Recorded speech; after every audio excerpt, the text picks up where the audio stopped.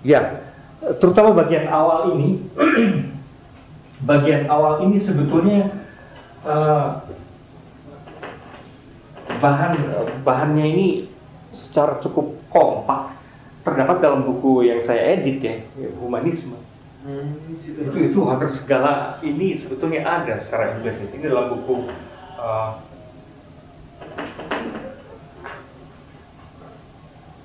Humanisme yang diterbitkan oleh Jala Sutra waktu itu ya. Udah menghilang dari Gramedia kemarin? Ada. Masih ada? Tapi di wilayah sosiologi mereka taruhnya bukan di filsafat gitu ya. Jadi entah di mana mereka kategorinya sekarang ada ajaib gitu. Kok jadi sosiologi? Nggak tahu. Saya pun cari-cari di mana terus tanya ke di komputernya, ke orang yang di komputernya. Bagian sosiologi. Oh.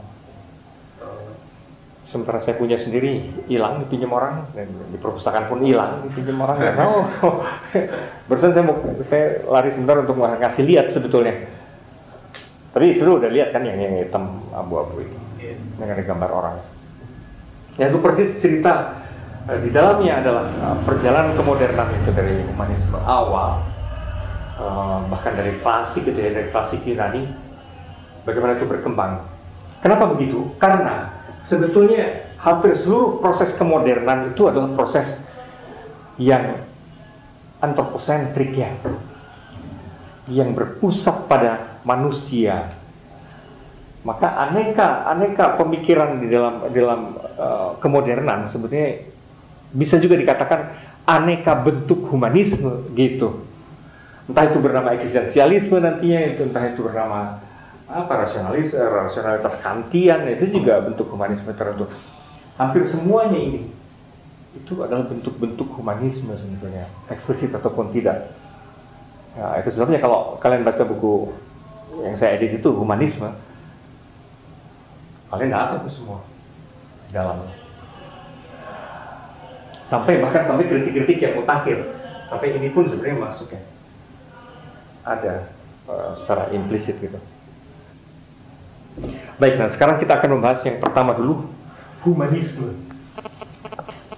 Ini dulu, kita akan membahas humanisme dulu.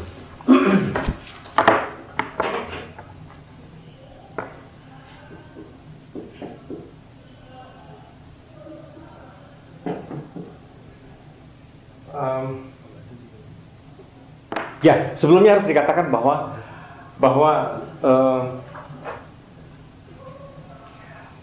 kalau kita melihat ini semua unsur-unsur konstitutif dari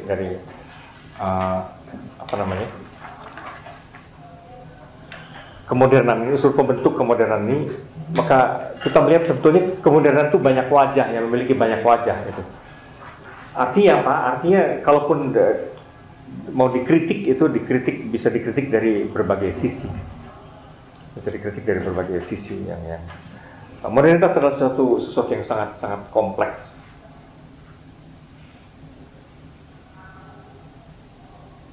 Maka nanti ada kaitannya dengan postmodernisme. Dari situ postmodernisme juga yang kemarin kita bahas itu kan menembak berbagai sisi tertentu saja, sementara sisi yang lainnya juga barangkali tak terkritik gitu. Tapi yang saya mau bilang adalah kemodernan itu tidak berhenti sampai hari ini gitu kan ya. Seperti kemarin kita diskusikan dalam postmodernisme, kendati ada postmodernisme, kemodernan tidak berhenti karena berbagai sisi itu bahkan sudah menjadi kayaknya struktur atau fondasi fondasi yang sudah terlanjur ada, dan paling bangunannya dirombak-rombak. Fondasinya sebenarnya saya sulit membayangkan bahwa fondasi itu diubah gitu kan ya. Saya sulit membayangkan. Nanti sampai sekarang bagaimanapun, misalnya nanti kita akan lihat unsur humanistik itu ya bagaimana itu die hard, dan memang mau gimana lagi gitu. Hanya misalnya bahwa sekarang ada tekanan berat pada pihak di luar subjek. Nah, humanismenya berbeda. Kalau dulu tuh dalam kerangka humanisme sentrumnya itu subjek, self, cogito, kayak gitu-gitu. I think gitu kan ya. Nah, kalau sekarang itu saya berhubungan dulu dengan yang lain, baru saya menemukan diri saya. gitu loh. Itu tuh lain pergeserannya. The other dulu saya. I'm connected to the other first of all. Baru kesadaran saya terbentuk gitu kan. Kan waktu bayi begitu kamu brawl gitu kan kamu juga nggak mikir-mikir amat sih sebenarnya gitu kan ya. Ya loh, waktu pertama kali nongol kan nggak mikir. Yang pertama terjadi sebenarnya kan berhubungan dulu kan. Berhubungan, tiba-tiba kamu sadar ada ibu, ada orang-orang lain dan kamu belajar gimana. Pelan-pelan sekali reflektivitas dan kesadaran diri itu terbentuk ketika udah ada dewasa sih sebenarnya. Nah, sekarang itu orang menyadari konteks itu dan maka dalam berpikir segala macam lebih realistis. Tapi oke, kita bicarakan dulu humanisme.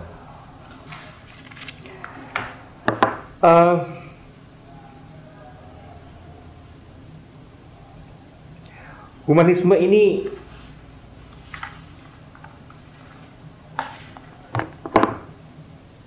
intinya adalah suatu gerakan kultural ya.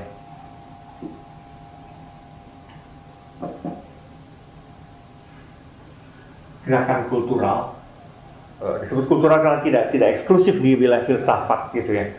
Meskipun merumuskan diri dalam peristilaan filosofis gitu nanti, dan hampir segala aliran filsafat di kemudian hari memang merupakan bentuk variasi dari berbagai variasi dari humanisme ini. Tapi awal-awalnya adalah gerakan kultural yang sebenarnya dimulai dari abad ke-14an ya, 14an gitu. Dan masa pembentukannya barangkali sampai abad 16, kira-kira 200-an tahun. Gemanya jauh. Ini kira-kira masa-masa Renaissance.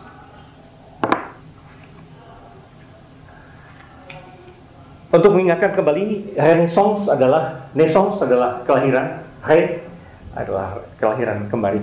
Renaissance adalah kelahiran kembali apa? Sudah sering muncul tapi just to refresh. Spirit Yunani itu. Ya. Ini yang lahir kembali itu adalah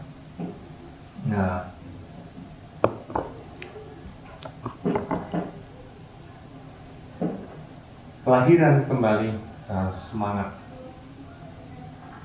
budaya Yunani. Tadinya rada hilang, kemudian Yunani itu hilang dalam arti diserap tapi kemudian diubah segala macam sepanjang abad pertengahan di dunia Eropa. Dunia Eropa melalui kekristenan dan kultur Islam bagaimanapun itu sangat Yunani gitu kan ya. Tetapi kemudian hilang karena kekuasaan dan kultur gereja. Semangat asali Yunani itu semangat kebebasan di situ, kebebasan, semangat itu artinya kebebasan berpikir, penghargaan terhadap tubuh,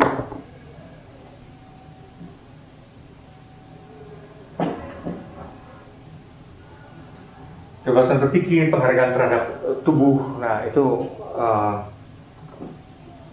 tendensi demokrasi,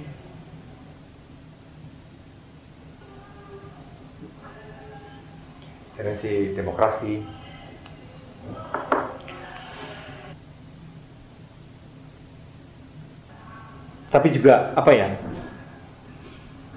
kebebasan berseni itu loh, keleluasaan,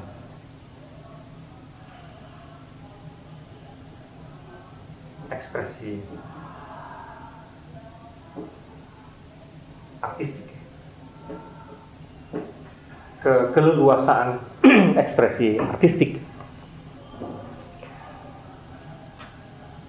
Itu semua lama kemudian, meskipun gereja awalnya diinspirasikan oleh kultur Yunani, tapi lama-lama mereka mengeraskan diri sedemikian, gereja itu menjadi super dogmatik dan sedemikian sampai berklimaks pada praktek-praktek kecenderungan-kecenderungan inkuisisi dan korup ya waktu itu.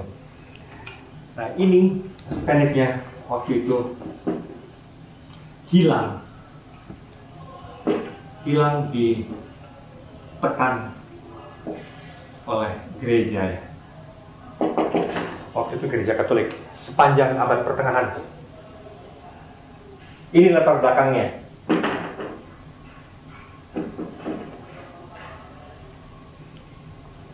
Sepanjang abad pertengahan, artinya dari abad-abad ke-4 gitu kan, katakanlah sampai abad ke-4 sampai ke-13 berarti ya. Itu idealisme Yunani ini hilang karena apa ya? Karena institusi gereja yang menjadi begitu dogmatik, menjadi korup dan menjadi keras. Itulah selalu penyakit kekuasaan yang sangat besar. Itu dimanapun ya.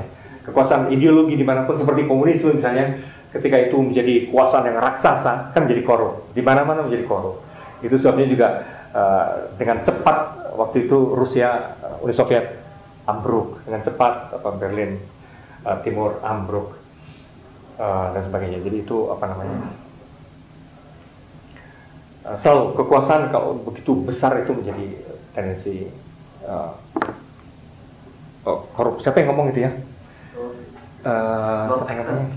Lord Acton itu bilang power tends to corrupt, gitu kan ya? Karena terusannya apa namanya?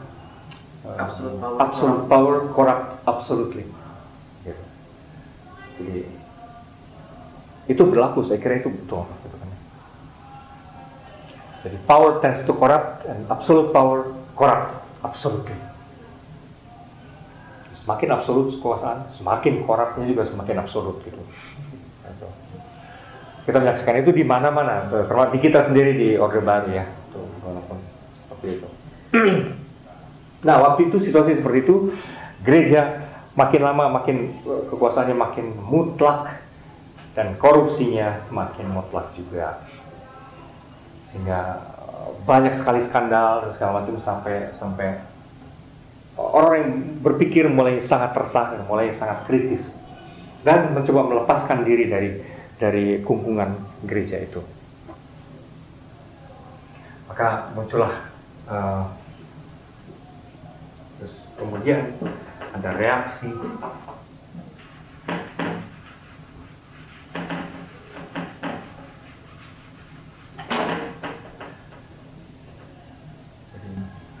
waktu itu di masa-masa Renaissance itu adalah melepaskan dari kungkungan gereja. Nah, itu terutama dipelopori oleh kaum awam ya. Awam itu artinya non klerik, non ulama gitu kata sebutlah. Tadinya pengetahuan dan hampir semua kecanggihan kultural dikuasai oleh para rahib, para pastor, para apalah kayak gitu ya, para pimpinan agama. Tapi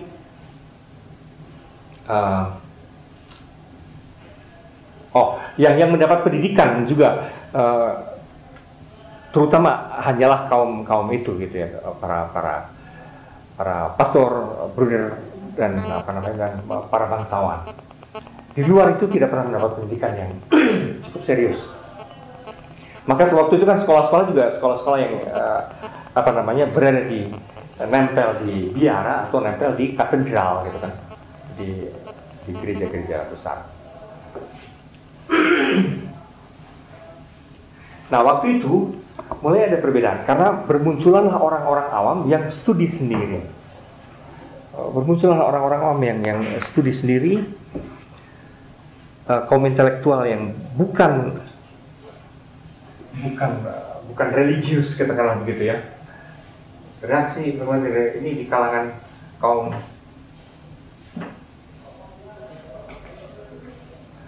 intelektual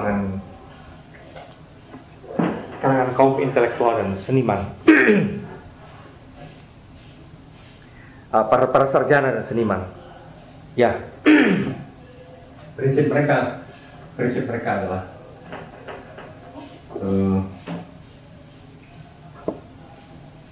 pertama-tama bukan Tuhan, tapi manusia adalah ukuran bagi segala-galanya gitu.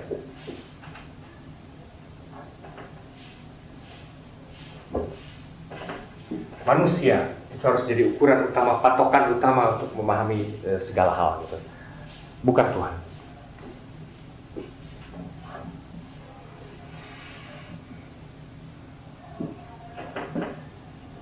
Sini gerakannya. Karena apa? Karena sudah terlalu lama mereka setiap kali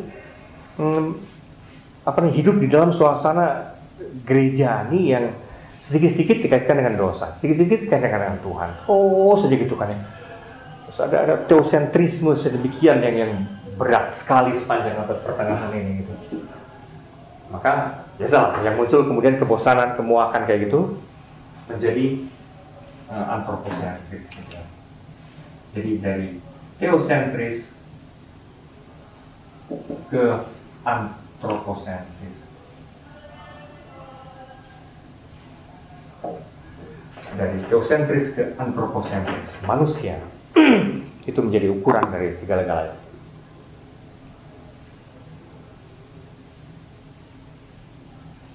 Tapi mereka waktu itu bentuk humanisme awal-awal itu belum ke arah ateisme sih, cuman ke arah agama sebagai lembaga. Mereka orang-orang Kristiani tetap gitu ya, hanya sangat-sangat kritis terhadap agama sebagai lembaga, sebagai institusi. Memang di kemudian hari muncul humanisme ateistik dengan subur ya di abad-abad ke 18 dan 19, akan tapi di awal-awal ini enggak. Ya, lantas sebagai prinsip yang lain lagi. Nah, manusia itu dilihat sebagai apa? Dalam kerangka humanisme yang berkiblat kembali ke Yunani antik yang lebih original ketika itu.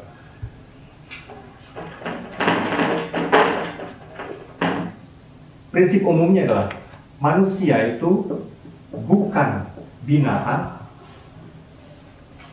tapi juga bukan malaikat, gitu ya.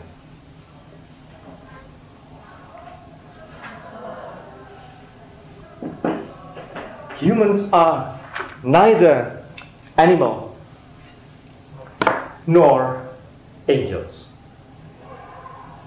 Neither animals nor angels. Manusia itu bukan binatang memang, tapi pasti juga bukan malaikat.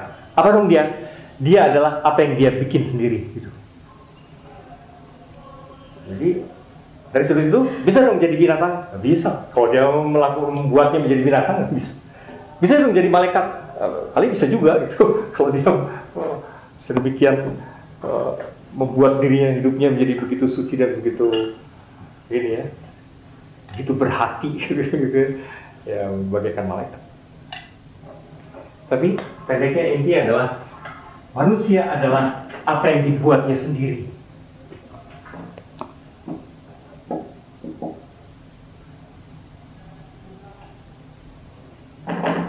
Manusia adalah apa yang dibuatnya sendiri. Nah ini menarik gitu, karena ini keyakinan Yunani sejak Yunani antik akan tapi sekaligus diadopsi kembali dan menjadi prinsip modern. Di dalam bahasa eksistensialisme di kemudian hari, di sini adalah roh modern. Inilah ruh dasar modern. Dalam bahasa eksistensialisme di kemudian hari di abad ke-20, manusia adalah personal project, gitu kan ya. Adalah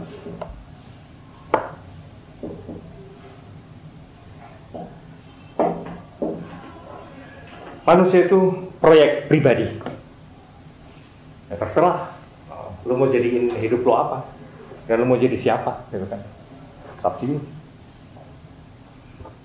Eksistensialisme di abad ke-20 itu semacam klimaks dari arus ini. Maka sangat memuja kebebasan memilih dan menentukan hidup sendiri, gitu kan ya. Eksistensialisme itu. Ada seperti Ortega y Gasset, saya memilih untuk terus-menerus memilih, artinya bertualang gitu, jalan terus, mengubah terus. Jadi tadi yang milih ini karena gue bebas, gue ubah lagi, gue milih yang lain lagi.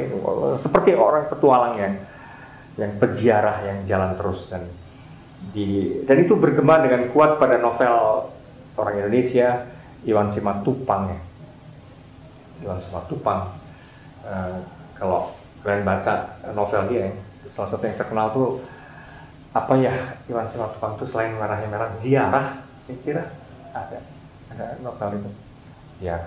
Nah itu sangat kuat dipengaruhi oleh aura eksistensialisme dan artinya juga sangat dipengaruhi oleh humanisme awal. Hidup adalah petualangan, pengambilan keputusan yang berubah terus. It's my own personal project. Jadi nggak ada hubungannya, nggak mesti dikaitkan dengan rencana Tuhan atas diriku. Enggak, itu rencana gue sendiri gitu ya. Itu gue ubah sendiri gitu kan. Gitu. Tendensi dari humanisme adalah seperti itu. Jadi manusia adalah ukuran, tapi juga manusia itu apa yang dibuatnya sendiri. Bisa menjadi apapun situ.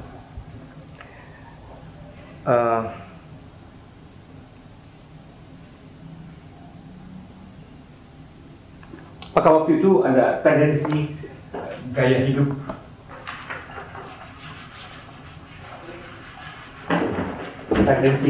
bohemian yang di kalangan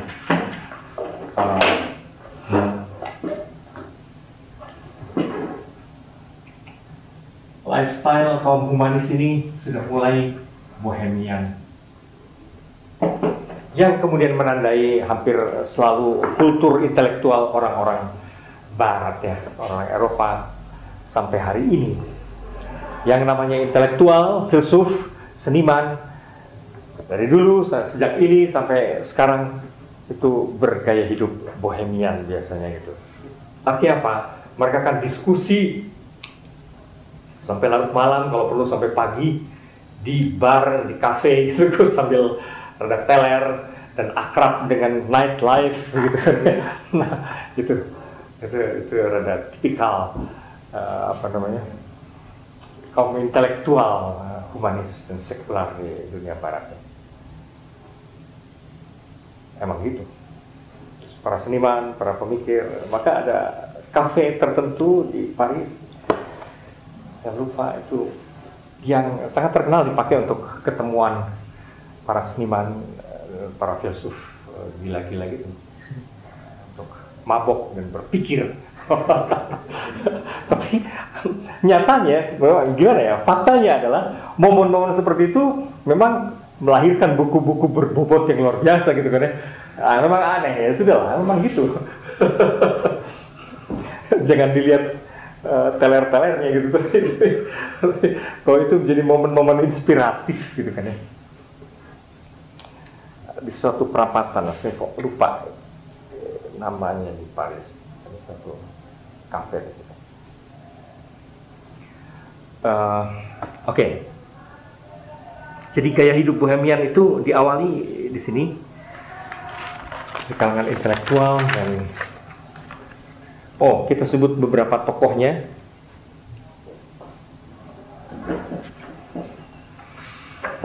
Tokoh humanisme awal saya deretan aja, dan nanti kalian bisa baca lebih rinci di buku humanisme saya itu ya, lebih detail. Erasmus dari Belanda, yang sampai sekarang dipakai menjadi nama universitas dan menjadi kebanggaan orang Belanda ya, Erasmus. Bahkan kedutaan Belanda disebut sebagai Erasmus Huis kan, Erasmus Huis. Dan bulan Februari nanti saya menguji seseorang di sana di Rotterdam, di Erasmus Universiteit Belanda. Erasmus Universiteit. Ya, Erasmus adalah tokoh ini ya, humanis awal. Tapi di Italia juga ada bermacam-macam. Ada Lorenzo Valla,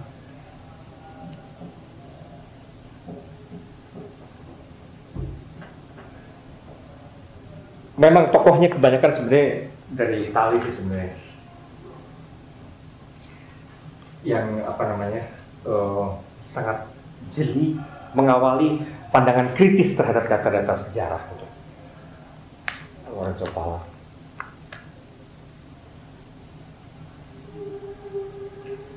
Lalu ada Pico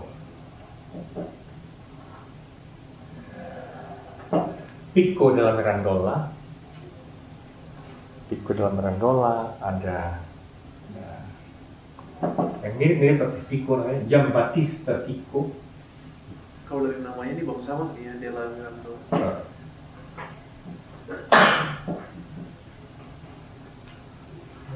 Giambattista Pico. Dari Inggris yang sangat terkenal adalah Thomas More.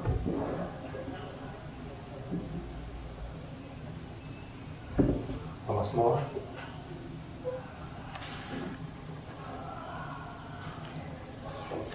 Karyanya Utopia itu apa namanya? Itu menjadi karya klasik ya, apa idealisme modern gitu.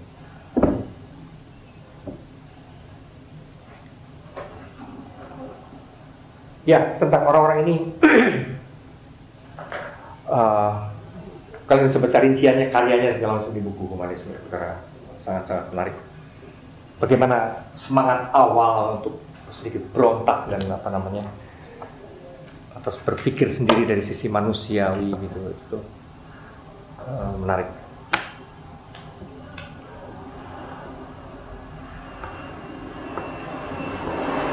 Dan di kemudian hari ada juga yang kalian pasti sudah tahu, Shakespeare.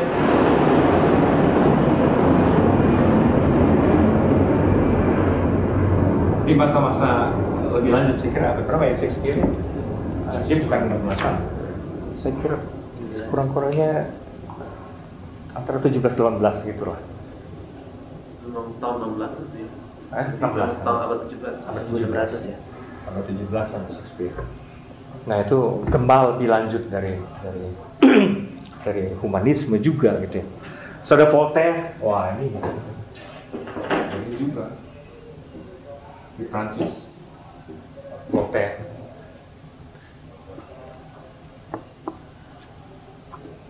Di Spanyol ada Cervantes. Jadi kita lihat bahwa apa namanya ini rada melanda hampir seluruh Eropa sebenarnya, melanda seluruh Eropa semangat ini, semangat protes-protes, semangat apa penemuan diri dan segala macam ini. Cervantes bikin ini. Apa yang terkenal dari Cervantes? Don Quixote, Don Quixote. Dan ya orang Spanyol membaca Don Quixote. Don Quixote. Di Indonesia ini Don Quixote gitu. Karena Indonesia suka sembarangan aja gitu kan. Don Quixote ya. Tapi lu juga ceritanya Ngibul sebagai tukang kibul yang number one lah in the world. Ini Ngibul nggak apa-apa. Judulnya pas mati. Tapi lucu ya kibulannya dan apa itu konyol, itu sebenarnya satir juga. Don Quixote itu dari Cervantes. Ya, itu humanisme awal. Nah, tapi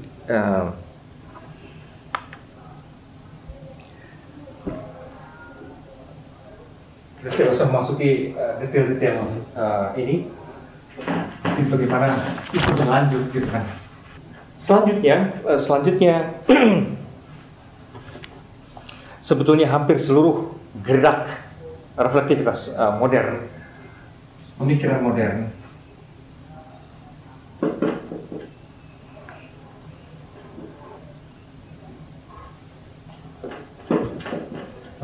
selanjutnya itu memang kemudian berkarakter humanistik.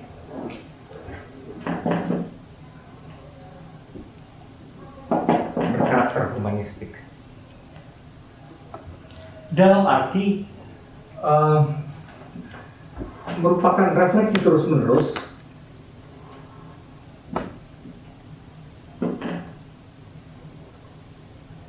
atas apa artinya menjadi manusia.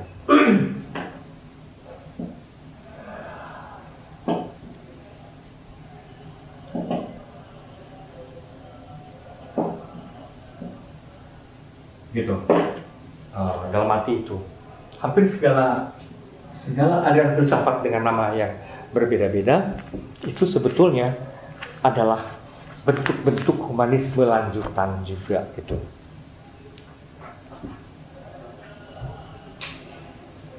Kalau kita rinci dari sejak Yunani-nya dulu deh, dari sejak Yunani-nya dulu.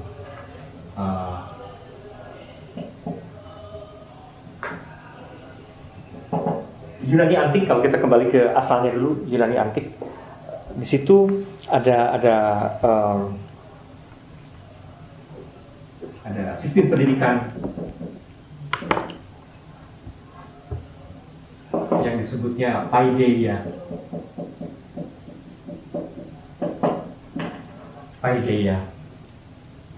Sistem pendidikan paideia ini adalah awalan dari inspirasi dasar yang dipakai kemudian oleh kaum humanis di abad ke Renaissance. Di Yunani antik ada sistem pendidikan paideia, yaitu yang sistem pendidikan yang mengutamakan kesehatan pikiran dan kebugaran tubuh gitu loh. Kalos kagatos, idealnya tuh kalos kagatos ya.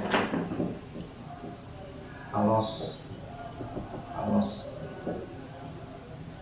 Nah, kadang suka disebut kalos kagatia ya. Kalos kagatos adalah indah pikiran yang indah maupun tubuh yang indah. Pikiran dan tubuh yang indah.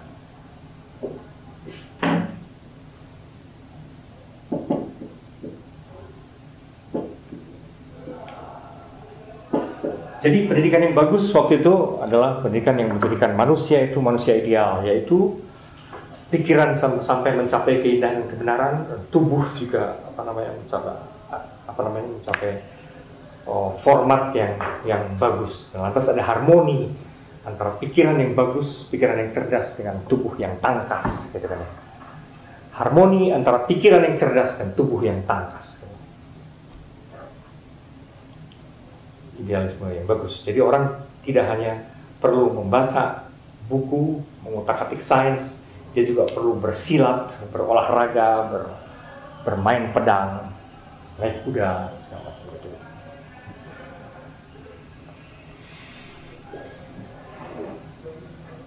Ya, ideal ini masih banyak dipegang di pendidikan calon pastor Katolik ya, di seminari umumnya masih ideal dinian gitu kan. Ya, ini kemudian berlanjut dalam sistem kurikulum di Barat abad pertengahan, terutama nongol di dalam cikal bakal humanisme macam ini muncul di dalam sistem kurikulum artes liberales.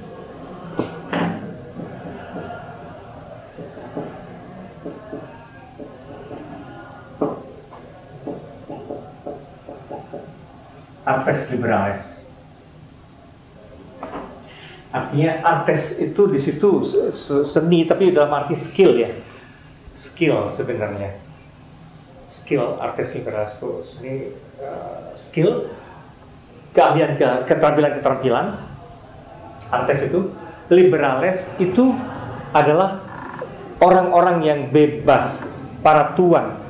Kenapa disebut liberales, orang bebas? Karena ada orang yang tidak bebas, yaitu para budak. Para budak itu serviles gitu, itu lain lagi keterampilan yang artes serviles, lain lagi. Lawannya artes liberales adalah artes serviles. Artes serviles adalah keterampilan para budak. Keterampilan para budak tuh ini sangat fisikal ya, ibarat membajak atau menginikan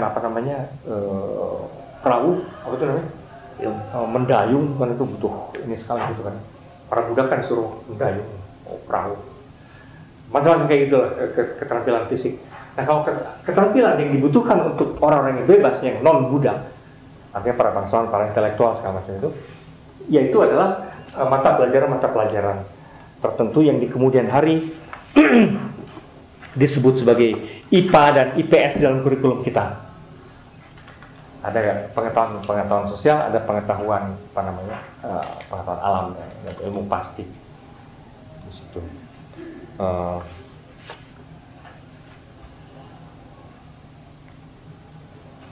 Trivium dan quadrivium istilahnya itu, tapi tidak perlu itu panjang ceritanya gitu kan. Terus, isi dari Artes Liberales dari kurikulum ini adalah ada trivium dan ada quadrivium. Ada ilmu-ilmu sosial dan ilmu pasti, IPA dan IPS gitu lah. Kelak bahkan dielaborasi lagi menjadi Geisteswissenschaften dan Naturwissenschaften. Nah yang penting adalah cikal bakalnya ini, sebetulnya akarnya adalah paideia, kemudian jadi Artes Liberales. Kita masih bisa merasakan hingga hari ini pembagian kurikulum macam itu, IPA dan IPS gitu. Itu gema jauh nih, akarnya di situ. Dan kita bagaimanapun kan mengadopsi sistem pendidikan barat kan. Dimanapun saya kira seluruh dunia kayaknya sistem pendidikan, bahkan di Cina dimanapun sistem pendidikannya pendidikan barat.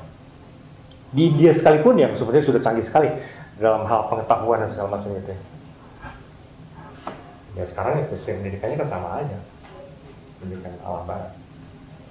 Jadi betapa kemudian kurikulum modern itu akan kurikulum sekolah modern yang kita rasakan hingga hari ini cikal bakalnya paideia dan Artes Liberales. Oke, di sini yang trivium dan quadrivium. Trivium dan quadrivium.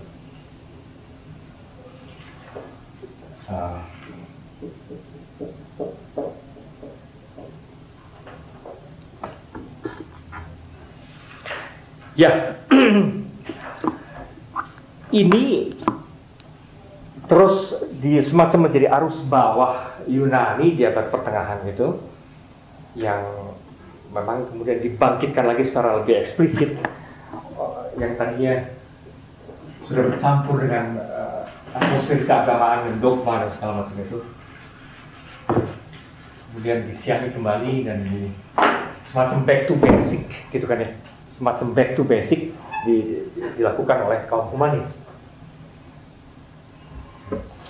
Perkembangan selanjutnya adalah kaum humanis. Kaum humanis seperti mengembalikan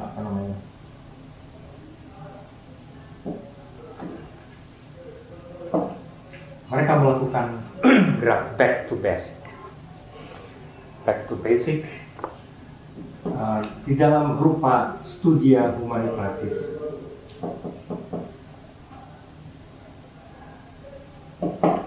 Studia humanitatis yang dikembangkan dan dipelajari di universitas waktu itu, yang kemudian mempunyai nama lain yang menarik adalah humaniora. Kenapa namanya humaniora? Humanior. Ada yang tahu? Humanior itu bahasa Latin. Itu seperti kalau dalam bahasa Inggris ada akhiran er ya. Ada apa ya? Bigger, biggest gitu kan. Kalau besar, lebih besar itu bigger. Paling besar, biggest gitu kan. Nah, kalau superlatif, nah kalau dalam bahasa Latin lebih itu or. Jadi humaniora itu berarti more human, lebih manusiawi. Ini adalah ilmu-ilmu yang dianggap menjadikan manusia lebih manusiawi. Humaniora adalah ilmu-ilmu yang menjadikan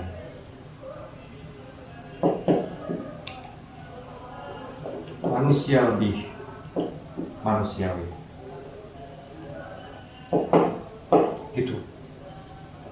Dan ilmu-ilmu apakah itu di dalamnya?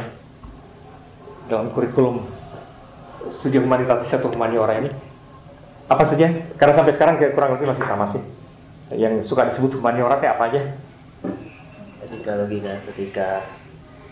Itu urusan barunya.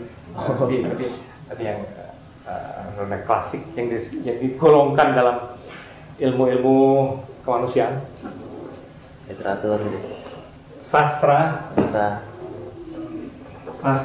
sejarah, seni, filsafat, gitu. Itu maksudnya itu. Oh, studi religius, studi agama. Teologi ya. Bisa macam-macam studi agama tuh, bisa teologi ya, bisa sekarang berkembang menjadi religious studies yang kayak gitu. Tapi agama lah, ya, segala yang berkaitan dengan agama itu bisa berarti awalnya kayak exegesis segala itu juga apa namanya tafsir, apapun pokoknya religion. Whatever has got to do with religion. Studi agama, sastra, sejarah, seni, filsafat.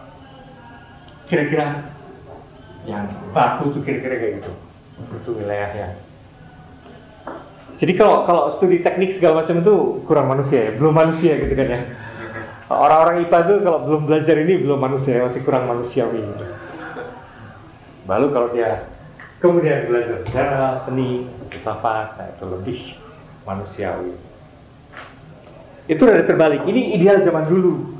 Tapi ideal zaman sekarang di sini kan berarti kan IPS lah sebutnya, kasarnya. Ini kan IPS. Ini ideal zaman dulu. Baru kalau belajar IPS tuh ya manusia betul. Sekarang kan idealnya IPA dong. Iya kan? Justru jadi tukang gitu loh kesannya. Orang-orang IPA itu kan sebenarnya dunia pertukangan gitu. Ilmu-ilmu yang dikuasainya kan ilmu-ilmu teknis gitu kan ya. Kan kurang lebih ya sama dengan cara Membajak sawah. membajak sawah atau kesannya kan kayak surveillance gitu. Pertukangan ya, bagaimana menggunakan pompa, bagaimana memotong kayu, menggaji gitu. Cuman dipercanggih menjadi teknik sipil gitu kan ya. Ini menjadi arsitektur gitu kan. Kan yang dipelajari teknik-teknik semuanya. Teknik kimia, teknik apa semua. Gitu. Tapi idealnya kedokteran pun itu teknik ya. Berarti budak tapi banyak duit, Pak. Apa? Budak tapi banyak duit. Budak cuman banyak duit. Karena itu dianggap diutamakan karena duitnya banyak. Jadi tukang, tapi tukang insinyur, tukang dokter gitu kan. Ya, betapa zaman itu berubah ya. Fokusnya berubah zaman itu. Dan ini tuh serius karena pertukaran pikiran dan perenungan segala macam itu mewarnai wilayah ini gitu kan ya. Dan itu yang dianggap lebih manusiawi. Kalau sekarang itu memang kecanggihan teknis sih. Sedemikian sehingga universitas menjadi kayak lembaga pelatihan ya. Kayak lembaga pelatihan pertukangan gitu. Itu karena semua jadi gitu. Yang penting adalah technicalities. Itu kan fisika aja Otmar dibawa ke solid state, fisika material Ya, dan teoretik. bukan teoretik ya. Jadi Nah, kalau fisika teoretik kayaknya masih ada unsurnya banyak ya terus. makanya padahal dia kan ilmu murni tapi dibawanya ke solid state. Ya gitu. Tukang juga akhirnya. Ya ini semangat awal dari sejak ini kemudian kaum humanis ini. Studi humanitatis itu mau dikembalikan ke ideal pemikiran filosofis manusia dan sebagainya itu. Nah, di kemudian hari sesudah periode ini sejak abad ke-17 mulai bercabang-cabang.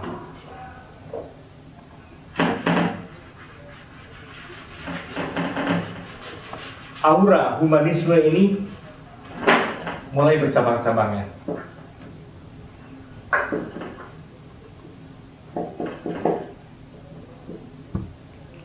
aura atau spirit humanisme ini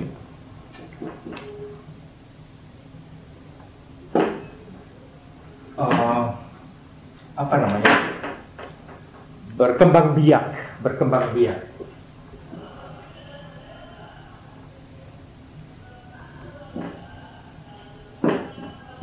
biak menjadi ke dalam segala bentuk, ke dalam bermacam bentuk ya.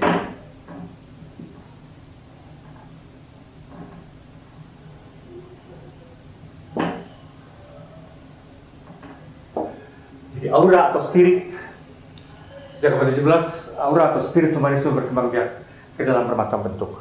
Apa saja? Wah, macam-macam. Ada, saya kira yang paling awal nongol dalam spirit Protestantisme.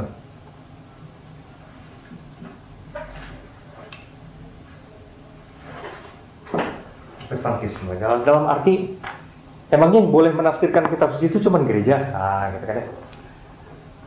Masalahnya kemudian kan ada budaya cetak waktu itu, Gutenberg. Sebetulnya bukan Gutenberg amat sih, itu tuh entah gimana diklaimnya Gutenberg, tapi sebetulnya cikal bakal mesin cetak itu sudah ada di Cina. Tradisi mencetak itu di Cina. Banyak hal sebenarnya muncul di Cina.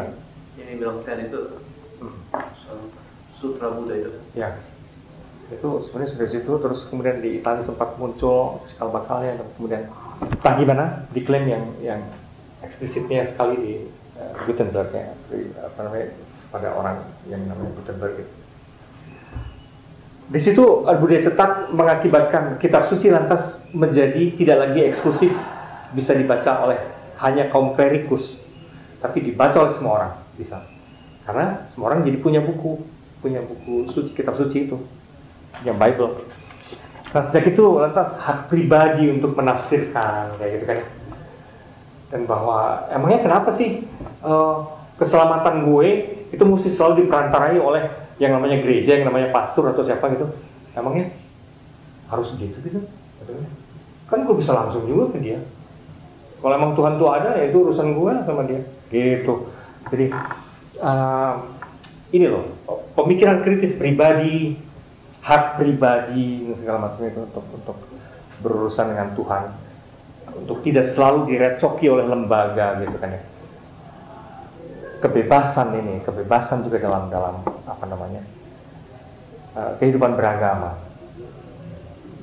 Jadi bagi Protestantisme itu kan yang penting kan iman gitu kan ya, sola fides. Yang penting kan ada iman, ada kitab suci, dan ya ada rahmat atau apapun dari Tuhannya gitu ya. Dan rahmat dari Tuhan kan untuk semua orang juga gitu kan. Jadi ya sudah, beres. Karena mesti rumit dengan negara jejari hierarki yang yang organisasi yang kayak apa gitu. Karena mesti rumit. Gitu semangat awalnya Protestantisme. Meskipun memang dalam dunia Protestan akibatnya emang jadi adalah gereja yang tak terhitung ya bro. Siapa yang bisa menghitung sekarang jumlah aliran mazhab itu, siapa yang bisa mengingat itu, mencatat itu?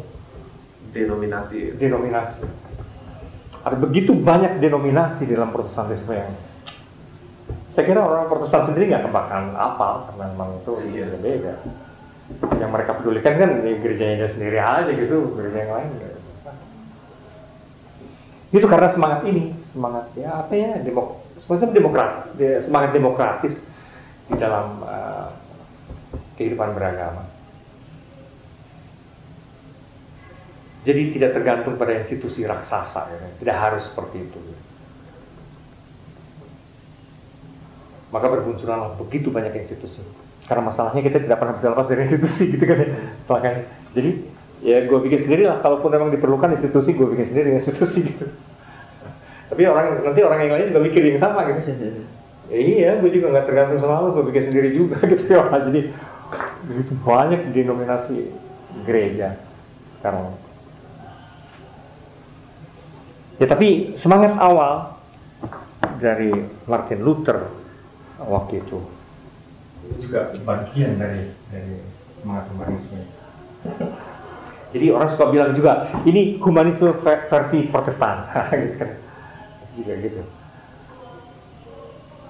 Tapi ada juga humanisme dalam sosok rasionalisme Aufklärung.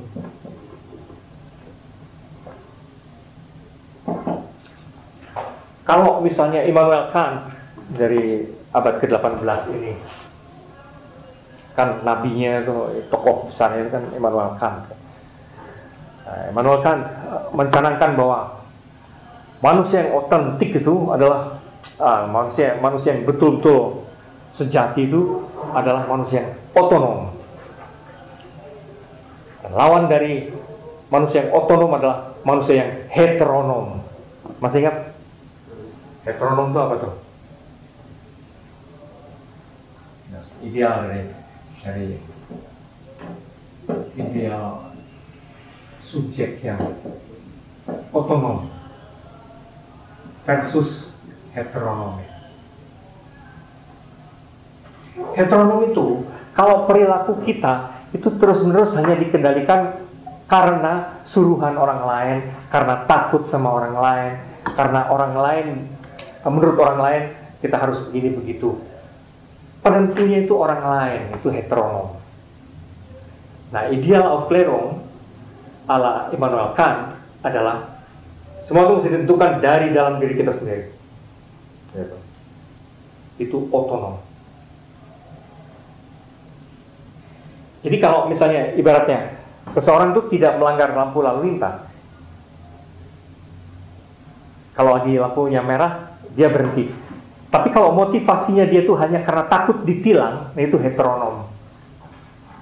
Itu tidak. Karena penentunya yang lain, hukuman dan ya, takut polisi itu tuh heteronom. Atau bahkan takut Tuhan gitu kan, itu heteronom. Itu tidak modern, tidak dewasa. Nah, seorang manusia yang dewasa yang dibayangkan oleh Immanuel Kant dalam ideal rasionalisme Aufklärung adalah dia tidak melanggar lampu lalu lintas itu karena pikirannya mengatakan lampu lalu lintas ini baik untuk kehidupan warga di kota ini, gitu kan ya. Supaya tertib di lalu lintas itu nyaman dan gitu. Dan saya sadar, saya mengerti tentang itu. Jadi kalaupun tidak ada mobil yang lewat, tidak ada polisi yang lewat, dan kalaupun kebiasaan tilang sudah berkurang, tetap saya akan berhenti ketika lampu merah. Gitu. Gitu. Nah, itu ideal Aufklärung. Manusia yang dengan pikirannya memerintah dirinya sendiri, mengelola diri sendiri. Bukan karena ketakutan, bukan karena pihak-pihak ancaman pihak-pihak eksternal dan sebagainya.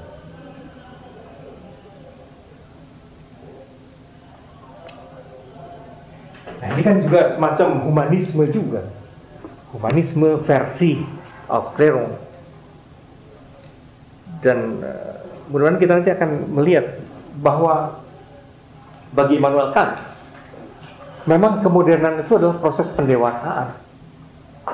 Menjadi modern itu menjadi lebih dewasa. Kesannya adalah manusia-manusia pramodern itu belum dewasa gitu. Ya, sepanjang alam kemodernan Aufklärung idealnya memang menjadi ideal Kantian seperti ini, menjadi dewasa gitu ya. Subjek yang otonom itu subjek yang dewasa. Ini nanti dipersoalkan juga oleh Michel Foucault di kemudian hari. Apa benar gitu manusia modern itu dewasa? Nah, dewasa dari mana teh? Dalam bentuk apa? Terbebas dari apa? Apa benar dewasa? Nah, itu kontroversi tersendiri. Tapi waktu itu Immanuel Kant membayangkannya begitu.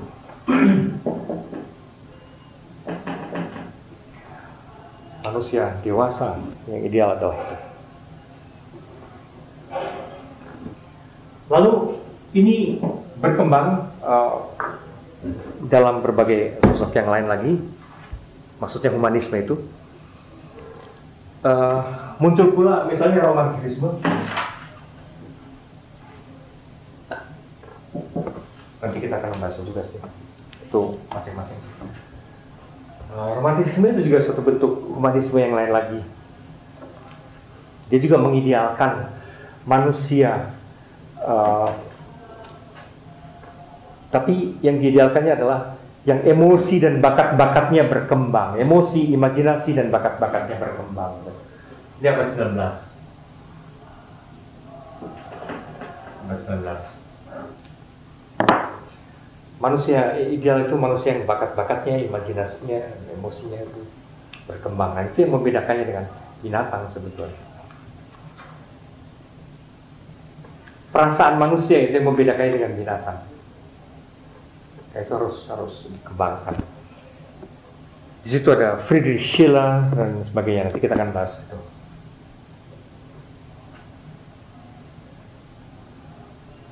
Ada Nietzsche dan kawan-kawan. Tapi kalau rasionalisme itu memberi tekanan pada nalar, kemampuan nalar untuk mencerna, romantisisme meletakkan kehebatan manusia atau keunikan manusia bukan pada nalarnya, tapi pada imajinasi dan perasaannya yang unik. Itu yang unik sebenarnya.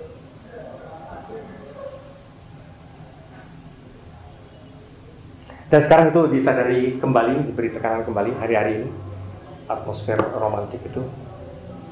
Karena orang akhirnya menyadari ya sekarang itu bahwa kurang lebih 75% atau 80% dalam hidup manusia sebetulnya manusia itu dikelola oleh perasaannya bukan oleh pikirannya. Kan kita juga mikir hanya kalau terbentur persoalan kan sebenarnya kan. Kalau enggak juga dalam banyak hal melayang aja gitu, jalan juga nggak mikir kiri kanan enggak, jalan ngobrol sama orang juga tergantung orang lain ngomong apa gitu juga kayak gitu kan. Nah, kalau kita terbentur persoalan, entah itu jatuh, entah itu tabrak orang, entah dicaci maki orang, baru mikir, kenapa lu caci maki gue dan segala macam. Kalau enggak tuh sebenarnya dikelola oleh perasaan, imajinasi. Begitu kita dengar geledek, kalau pas mendung-mendung begini, bukan pikiran, oh itu kan cuma benturan elektron, enggak. Oh tapi perasaan dong gitu kan. Dan kita takut, apalagi kalau gelap gitu kan. Wah, kayak mau gempa bumi nih. Perasaan, imajinasi yang jalan. Kalau kita dengerin orang ceramah segala macam, seringkali kita tidak mengikuti idenya persis juga, tapi imajinasi entah kemana gitu ya. Perasaan kita bahkan di mana gitu, kayak gitu. Nah, jadi memang yang uniknya itu tuh perasaan, dunia makna. Kalaupun kita bilang bahwa hidup manusia itu pusatnya adalah makna. Nah, makna ini seringkali sangat imajinatif dan sangat afektif ya sifatnya. Bukan makna dalam artian rasional sesungguhnya. Gitu. Nah, ini diberi tekanan. Di sini jurusan yang lain dari humanisme dengan tekanan yang berbeda juga. Baik, kita break sebentar. Oke. Kita lanjutkan lagi sebentar sebelum nanti minta komentar kalian. Ya, kita lanjutkan. Jadi ada reaksi terhadap Aufklärung, yaitu romantisisme, tapi pada abad yang sama, kira-kira abad 19 juga muncul sebenarnya jalur lain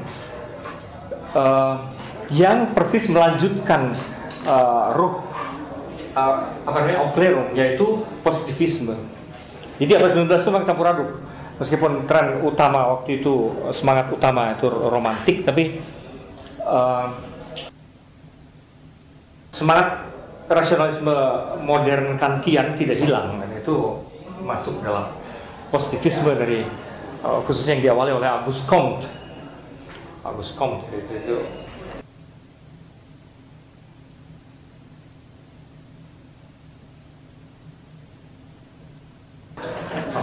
Auguste Comte ya, itu bapak positivisme boleh dibilang,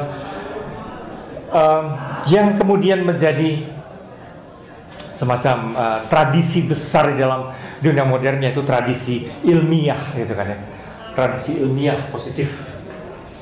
Positivisme itu intinya begini, bahwa cara berpikir metafisik,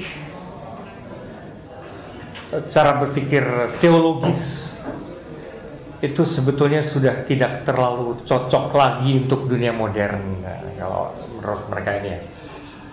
Awalnya orang berpikir teologis, segala hal dikaitkan dengan Tuhan, dengan agama kayak gitu. Menurut Auguste Comte, ya itu cara berpikir yang paling sederhana ya. Cara berpikir yang paling sederhana. Yang sedikit lebih maju adalah cara berpikir filosofis, metafisis. Agak lebih maju dikit, karena di situ mulai dengan orang berpikir secara konseptual gitu kan ya, tidak lagi berdasarkan konseptual dan logika, bukan hanya berdasarkan kepercayaan, anggapan-anggapan tertentu, berdasarkan semacam keyakinan-keyakinan semata gitu. Di sini mulai argumentatif, spekulatif pada tingkat metafisik gitu ya, kurang lebih. Tapi orang modern betulan itu yang maju betul, itu cara berpikirnya itu faktual. Nah itu positif, itu dalam artian itu ilmiah, faktual, terukur berdasarkan fakta dan segala macam itu. Pendeknya kerangka berpikirnya bukan teologis, bukan metafisik filosofis, akan tapi ilmiah, positif. Nah, itu cara berpikir positivisme basicnya gitu. Kita bernalar berdasarkan fakta-fakta yang teruji, terukur dan bisa dijelaskan gitu. Di situ unsur-unsur ilusi-ilusinya makin kecil gitu kan, karena berdasarkan fakta kan. Itu positivisme dan itu praktis menjadi semangat dasar sains modern sampai hari ini. Sampai hari ini banyak orang yang bersikukuh. Nah, hanya celakanya menurut saya fakta itu kemudian cenderung dipersempit menjadi fakta material gitu kan ya. Fakta itu menjadi fakta materialistik gitu. Maka ada tendensi kuat dalam sains hingga hari ini untuk lantas menjelaskan bahwa sebetulnya agama, seni, moral dan sebagainya itu kesannya seakan-akan itu hanya apa ya? Hanya tuntutan hormonal misalnya kayak gitu. Tuntutan kimiawi dari konstruksi tubuh dan otak kita gitu. Khususnya otak ya. Jadi bangsanya psikologi, moral, segala itu semua tuh apa ya? Itu bisa dijelaskan kok, itu kebutuhan kinerja otak gitu kalau menurut para saintis sampai hari ini itu kan ada saintis yang kerangkanya tetap materialistik, materialisme ilmiah ya, materialisme ilmiah itu kerangka besarnya masih kayak gitu dan semangat kuatnya itu semangat positivistik ala Auguste Comte ya. Orang-orang ini sulit sekali menerima bahwa ada sesuatu yang disebut sebagai ruh gitu kan ya. Ada sesuatu yang non material sifatnya, apalagi ada sesuatu yang sifatnya transendental, adikodrati kayak gitu ya. Itu tuh susah sekali menerima hal-hal seperti itu. Jangankan soal Tuhan ada atau tidak ada, tapi apa ya, ruh juga belum tentu ada gitu kan ya. Batin segala macam dalam diri manusia itu belum tentu ada itu. Itu tuntutan apa ya? Enzim dan unsur-unsur kimiawi yang di dalam sel-sel kita menuntut itu, gitu. Mereka ini menciptakan tendensi-tendensi psikologis, kebutuhan-kebutuhan yang macam-macam. Jadi gitu. Nah, buku terakhir dari Stephen Hawking kan sama kan, apa namanya, The Grand Design itu. Grand Design. Apa alam semesta ini apa ya?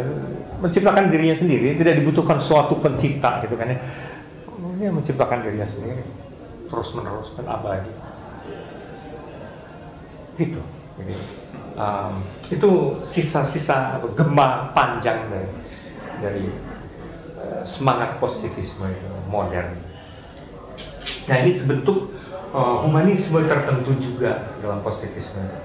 Pokoknya apa yang gue pikir gitu, itu yang menjadi penting dan ukurannya lah itu. Apa yang gue temukan, apa yang gue lihat, itu patokannya. Jadi jangan berspekulasi berlebihan lah. Gitu. Kemudian Marxisme. Marxisme sangat disemangati oleh sains juga sebenarnya. Nah dia ini yang secara eksplisit bilang bahwa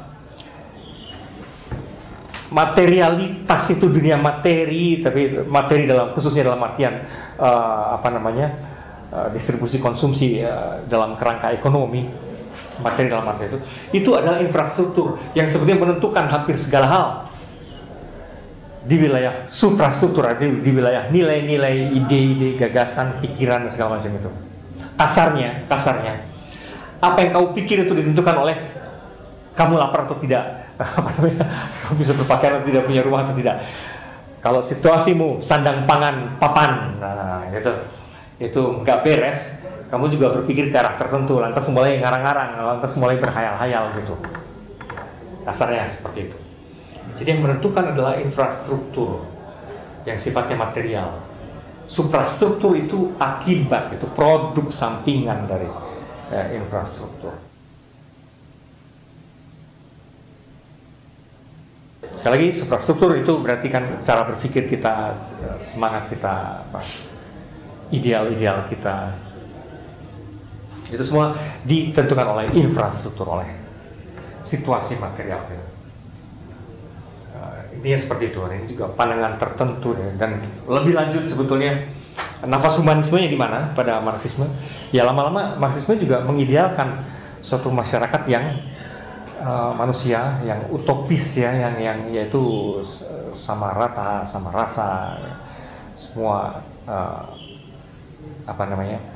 mendapatkan kesejahteraan yang sama dan seterusnya gitu. Masyarakat ideal seperti yang dibayangkan oleh Thomas More maupun para pemikir ideal yang lain.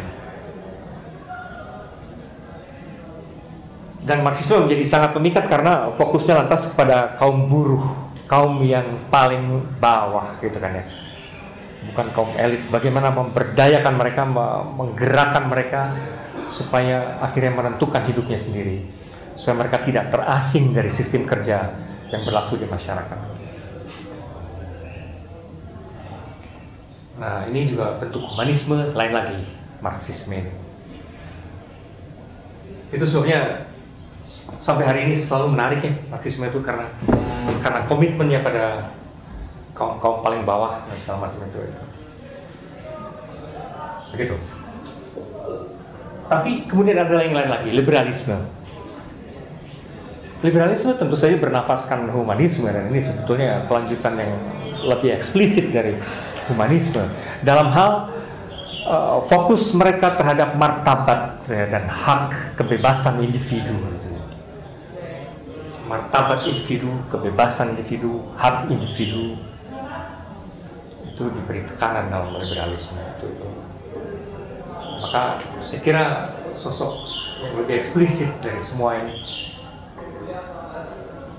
adalah liberalisme, bentuk humanisme yang lebih berasa itu liberalisme.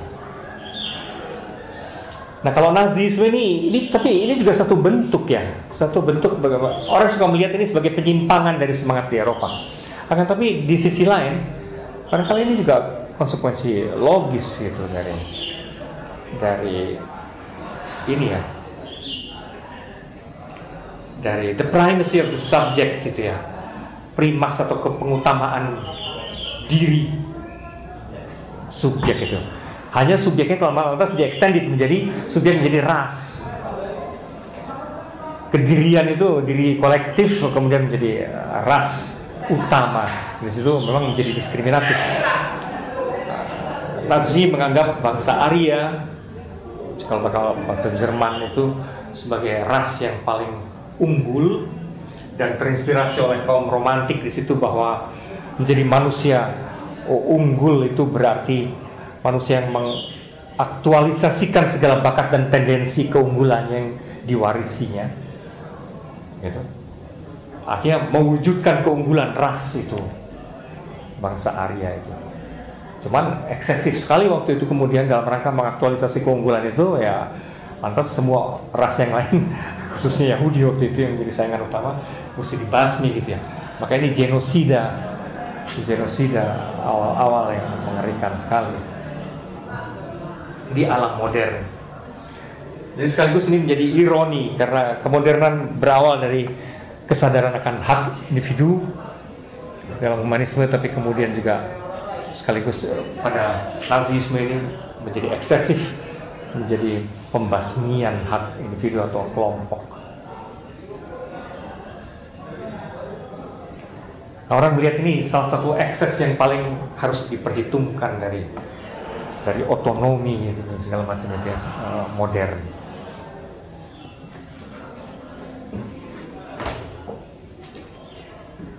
Kemudian bentuk lain adalah eksistensialisme. Kemarin dalam postmodernisme kita sudah membahasnya juga. Dan tadi kita sudah singgung soal personal project itu ya, bahwa hidup adalah proyek pribadi dan segala macam itu jelas juga bergema dari humanisme. Pragmatisme menarik itu ke konsep manusia yang lain lagi, manusia yang berfokus pada kesejahteraan hidup dan kebermaknaan dalam hidupnya gitu.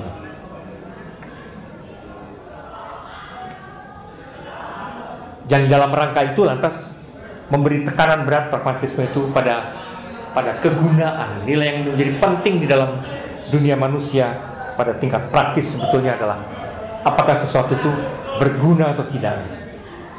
Bahkan kalaupun orang bicara mengenai kebenaran, benar itu berarti berguna. Tidak perlu berspekulasi teoritis yang terlalu rumit dalam hal itu gitu. Berdebat soal kebenaran itu apa. Benar itu kalau menurut mereka ini yang berguna.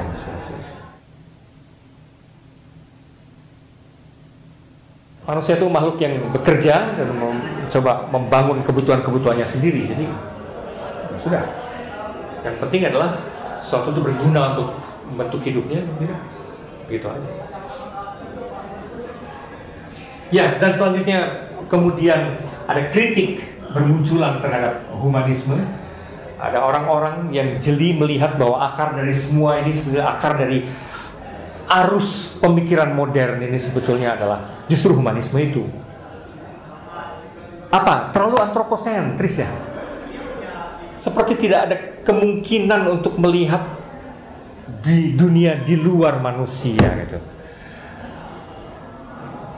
Bahwa hidup alam semesta dan segala macam itu kan punya wilayahnya sendiri yang kita juga tidak tahu sebetulnya apa itu. Kita lupa karena kita terus-menerus memaksanya bisa dirumuskan, dipenjarakan dalam rumusan-rumusan kita. Yang namanya semesta, yang namanya Tuhan. Semesta lantas kita identikan dengan hukum-hukum rumus-rumus gitu kan ya. Entah itu namanya hukum gravitasi, ya apalah semua. Dan Tuhan pun gitu kita rumuskan terus gitu dalam dogma-dogma ini. Seakan-akan kita lupa bahwa dia bisa juga maha lain gitu kan ya. Kita seakan-akan begitu tahu siapa dia gitu. Maha ini, maha itu, tapi juga kita lupa maha lain loh dia itu gitu kan. Lain daripada yang kita pikirkan gitu. Kira-kira arah Heidegger itu seperti itu, jadi terlalu antropomorfik, antroposentrik ya pemikiran barat itu. Maka mulai muncul kritik anti-humanisme. Itu bisa dari Heidegger, kemudian dari Michel Foucault, dan dari kaum poststrukturalis lainnya. Tapi lucunya mereka ini sebenarnya dibalik kritik atas humanisme sebetulnya juga diam-diam merumuskan kembali apa artinya menjadi manusia. Tapi menurut versi mereka sendiri juga gitu.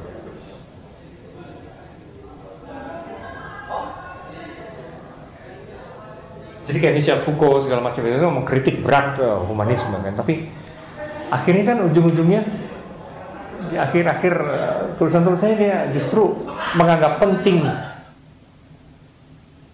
bahwa diri itu jangan didikte gitu loh. Istilahnya apa waktu itu, istilah Michel Foucault pendiktean itu, subjection, assujetisme, subjection, bahwa manusia terlampau didikte oleh yang luar-luaran, tapi kita sendiri yang mesti membentuknya bagai karya seni kita sendiri gitu. Kita sendiri yang mesti menciptakannya. Nah itu akhir-akhirnya sebenarnya nggak beda-beda amat dengan personal projectnya eksistensialisme, dengan idealnya Immanuel Kant sebetulnya gitu kan ya. Tapi dari jurusan yang agak lain. Jadi terlihat bahwa betapapun orang mengkritikin humanisme, sebetulnya susah kita keluar dari kerangka itu gitu, karena bagaimanapun itu konteks dan perspektif kita sendiri. Terakhir, ya boleh saya sebut karena tiba-tiba menjadi eksplisit kembali pada zamannya Yohanes Paulus II waktu itu, Gereja Katolik secara eksplisit juga menganggap kekatolikan, Kristianitas umumnya itu sebagai bentuk humanisme tersendiri juga gitu. Apa ya, humanisme cinta kasih kali ini kira-kira kayak gitu ya, yang berfokus pada kayak gitu-gitu lah, humanisme Kristiani lah sebetulnya. Nah itu secara eksplisit muncul dalam surat-surat dari Yohanes Paulus II juga gitu. Jadi ini adalah dengan ini saya mau kasih lihat bahwa spirit humanisme itu berkembang biak menjadi segala bentuk ya sebetulnya. Sampai ke tingkat yang seakan-akan anti dan seakan-akan begitu kritis, tapi toh enggak juga. Itu spirit humanisme itu benar-benar pada tingkat ini dies hard ya. Itu enggak mati-mati. Ada komentar sekitar sini dulu? Bagaimana humanisme yang mau membangkitkan kembali spirit Yunani itu praktis mengawali gejolak yang kemudian kita sebut sebagai modernitas ya. Humanisme sering disamakan dengan manusia baik ya, itu kan yang ingin Pak. Ideal, manusia ideal, tapi manusia yang baik. Bukan berarti ya kayak Nazi ini kan konsep baik buruknya sendiri ada di Nazi masing-masing. Waktu itu kan dianggap bahwa humanisme itu ada pasti manusia yang jadi yang masuk ke konsep etik ya, nilai etik. Iya. Ada baik ada buruk gitu. Iya. Terus?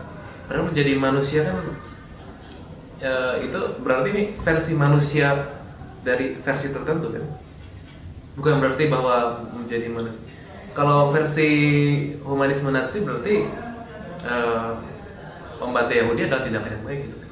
Iya. Misalnya. Nah, jadi problemnya dari ini adalah ada begitu banyak versi yang menyebutkan manusia ideal itu apa, gitu kan ya. Nah, celakanya sepanjang sejarah idealisme ini membawa korban-korbannya masing-masing gitu loh. Bagaimanapun misalnya idealisme humanisme ala Yunani gitu kan ya. Sejak Paideia, humanisme yang rada elitis sebetulnya itu seperti mengesahkan bahwa ada memang orang-orang yang ditakdirkan sebagai budak-budak gitu. Jadi ya manusia sebagai budak-budak mah emang takdirnya udah gitu, jadi pakai aja. Itu saja, perbudakan lestari saja waktu itu gitu. Dan itu tidak jadi soal gitu. Dan dalam kasus budak-budak ini dulu misalnya Amerika yang sangat disemangati juga oleh humanisme, katakanlah Kristianitas dalam arti agama gitu ya. Oh, itu negara yang malah memperbudak dalam sejarah perbudakan itu malah negara yang paling banyak memperbudak. Kita tahu perbudakan budak-budak dari Afrika itu benar-benar dieksploitasi di Amerika kan. Sejarah perbudakan begitu kuatnya. Ini versi tersendiri, bahwa versi humanisme tertentu seringkali membawa korban-korban tertentu juga gitu. Masalahnya itu. Jadi ada diskriminasi ras pada Nazi,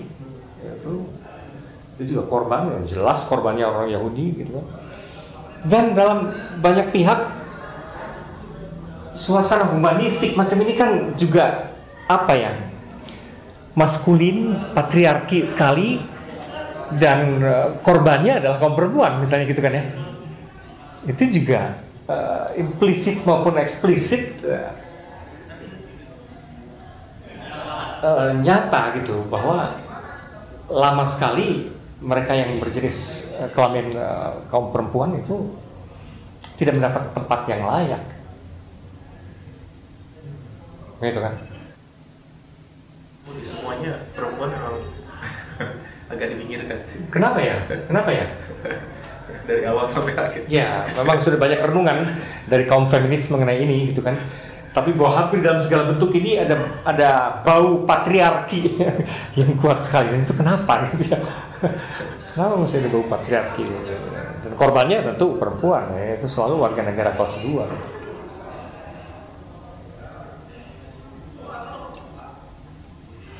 Gitu, jadi masalahnya tuh banyak versi, tapi ternyata terus-menerus juga membawa korban manusia juga, gitu kan? Dalam berbagai sisi. Misalnya salah satu contoh kasus ya, kalau kemodernan itu identik dengan sikap bernalar gitu kan ya, nalarnya tuh nalar gaya cowok gitu loh, nalar eksploitatif, nalar yang menaklukkan ke dalam rumus, ke dalam hukum, bukan nalar yang mengagumi gitu loh, nalar yang mengeksplorasi dan akhirnya mengeksploitasi. Persis seperti dunia sains yang kemudian melahirkan teknologi, dan apa yang dilakukan oleh teknologi dan sains menguras habis bumi ini misalnya gitu kan. Itu satu contoh yang seringkali dikritikkan oleh kaum feminis. Ini adalah nalar ilmiah itu nalar cowok ya, nalar maskulin, nalar patriarki yang menjajah, menginjak, mengeksplorasi gitu. Lebih kasarnya lagi memperkosa gitu kan, ibu bumi gitu kan ya. Dan konon nalar perempuan itu lain, nalar yang merawat, yang menumbuhkan, konon gitu kan ya, yang mengagumi, nurturing, bukan exploitating gitu kan, nurturing, menumbuhkan, merawat. Bener nggak sih itu? Ada bahwa itu, saya tahu itu masih kontroversial karena banyak perdebatan apa betul ada nalar sesuai gender gitu kan ya. Nalar itu bergender, apa betul gitu kan ya. Nalar itu ada nalar perempuan, nalar patriarki, nalar laki. Itu pun masih perdebatan, tapi kaum feminis banyak menggunakan itu juga gitu. Seakan-akan memang ada nalar tipe perempuan, nalar tipe laki-laki. Itu gimana ya? Ada nggak sih, Pak? Nalar. Kemarin Pak di feminisme dibahas juga itu Pak. Ada. Feminisme ala humanisme yang seperti itu, yang dikembangkan itu yang intinya Pak eksploitasi dan nurturing ya, menumbuhkan. Jadi tipe feminisme juga jadi dibedakan dengan itu kan. Jadi nah, feminisme lantas adalah humanisme tipe lain lagi gitu kan ya. Gitu kan. Artinya melihat ideal manusia itu kayak apa gitu pada kaum feminis. Gitu. Jadi itu juga tipe yang lain lagi. Saya nggak tahu korbannya apa gitu dalam feminisme. Karena hampir segala ini dia mendapatkan apa, membawa korban tersendiri ya. Tapi justru katanya Pak, kalau diarahkan ke eksploitasi yang bahwa ada yang lelakian dari keperempuanan itu, kalau di feminisme apabila secara tegas dibedakan hitam putih seperti itu, justru akan mengembalikan feminisme ke zaman patriarkal lagi. Ya, kalau selalu jebakan untuk kaum feminis adalah justru ketika dia mengkontra, dia diam-diam mengakui bahwa ada binary opposition itu. Nah, artinya kalau dia mengcounter patriarki atau kelaki-lakian, dia diam-diam sebenarnya berarti mengakui ada perempuan, ada laki, gitu kan ya. Kalau menglegitimasi itu berarti sebenarnya ikut melestarikan. Yang jadi soal kan justru binary opposition ini, oposisi binarnya ini yang jadi persoalan. Saya kira itu yang meresahkan kaum feminis seperti Luz Irigaray dan sebagainya, yang lantas lama-lama on second thought gitu dalam pemikiran yang lebih lanjut gitu, mereka pikir mungkin yang harus dilakukan bukan melawan lawannya itu, tapi oposisi ini harus diatasi justru. Ya ada laki perempuan. Untuk melarikan diri dari dunia, kan ada tipe 1, tipe 2, mereka bikin feminisme multikultural. Feminisme Yang multikultural. keluar dari katanya global dan ya tidak melihat daerahnya di mana lah, sukunya apa yang kayak gitu. Karena jebakan-jebakan tadi. Tapi akhirnya bahkan tidak melihat kelamin. Ya. Gitu. Nah itu selalu dilematis sih, apa namanya, pemikiran-pemikiran. Karena kalau melawan berarti melegitimasi dikotomi kan.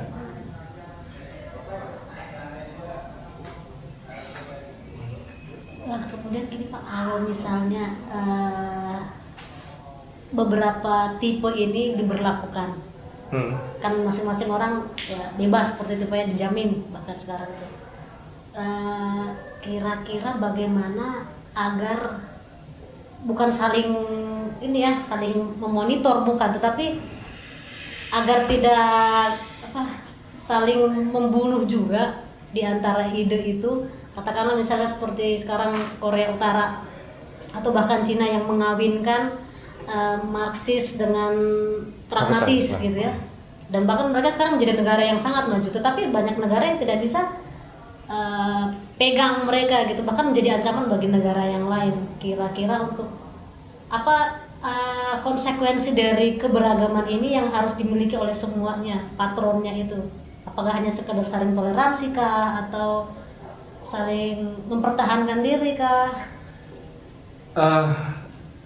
Belum tahu, tapi sekurang-kurangnya gini, pada tingkat fakta. Artinya kalau seharusnya bagaimana, the solemnnya bagaimana, saya nggak tahu. Tapi desainnya yang nyata yang sekarang yang terjadi adalah ada kelelahan pada ideologi ya.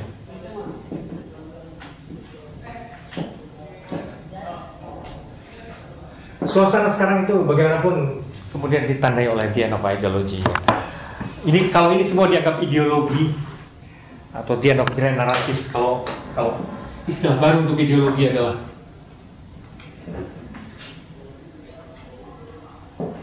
ya bagaimanapun perkuliahan ini pasti terkait dengan postmodernisme karena sebab memang ini yang ditolaknya oleh postmodernisme ini juga kayak patriarki dan feminisme tadi gitu. Ini bagian dari oposisi biner, postmodern, modern. Nah, gimana? Nah, jadi ada suasana the end of grand narratives ya. Orang tidak percaya lagi dan malas terhadap ini loh, narasi-narasi besar ini. Ini adalah narasi besar itu. Berbagai versi humanisme atau humanisme itu sendiri gitu. Ini adalah narasi besar itu. Orang capek sama itu. Dan de facto juga tidak terlalu peduli lagi pada ideologi. Itu sebabnya berbagai tawaran ideologi baru yang disebut sebagai jalan tengah kayak gitu-gitu tuh. Terus apalagi jalan ketiga segala macam itu. Ya orang ya so what gitu akhirnya nggak terlalu peduli lagi, orang capek kok.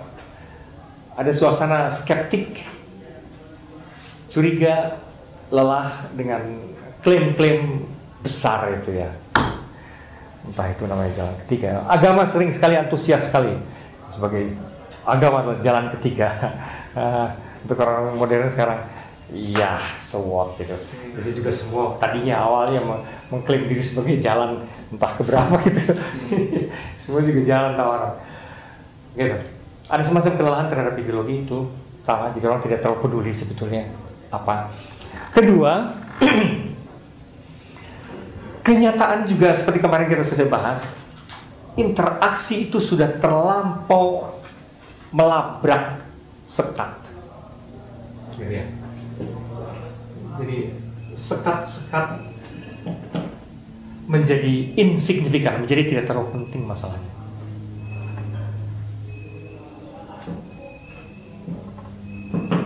Sudah menjadi tidak signifikannya.